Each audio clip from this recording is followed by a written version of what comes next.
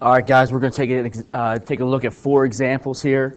They're dealing with vertical angles and linear pair angles, and we're going to look at how to find the measurement of an angle, and then we're going to look at finding a value of x for both a vertical angle example and a linear pair example. So let's take a look at number 1. All right, we have vertical angles here. They're on top of each other, and to find the angle, we know that vertical angles are congruent. So if the top angle is 52, the bottom angle is 52. So B equals 52 degrees because they're the same angle. They're congruent. Taking a look at number 2. All right, here we have angle B, and we have 130 degrees, okay? We have a linear pair. They form a straight line. And we know a linear pair equals 180 degrees. So in order to find the angle B, we got to set up a equation. B plus 130 degrees, the two angles, here's the first angle, here's the second angle, equals 180 degrees, and then from here we just solve for B. Subtract 130 from both sides, and we get B equals 50 degrees. So the missing angle here is 50 degrees.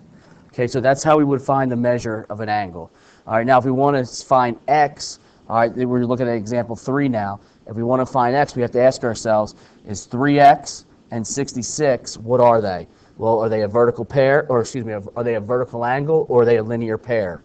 So if we highlight the angle we're talking about, we discover that they are a vertical angle. Their opposite rays form a straight line.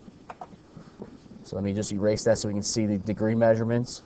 So now we're talking about 3x, and we're talking about 66 degrees. And vertical angles are congruent. So we can say 66 equals 3x.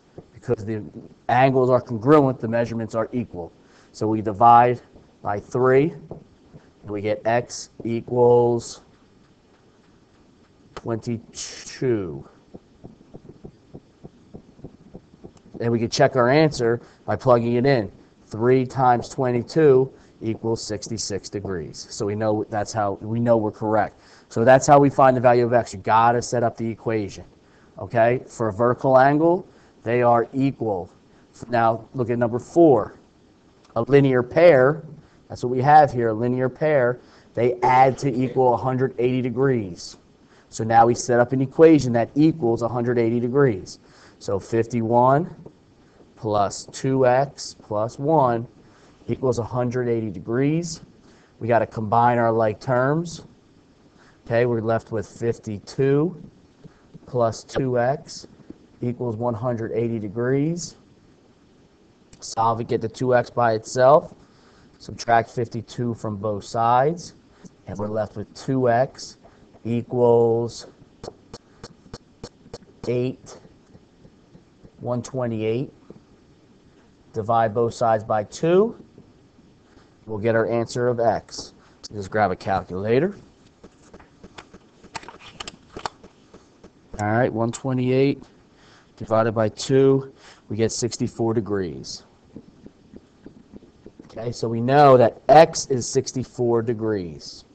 Okay, now if we wanted to check our answers, we would just plug it in. We don't have to because we want to find x, but just as fun, 2 times 64, okay, plus 1.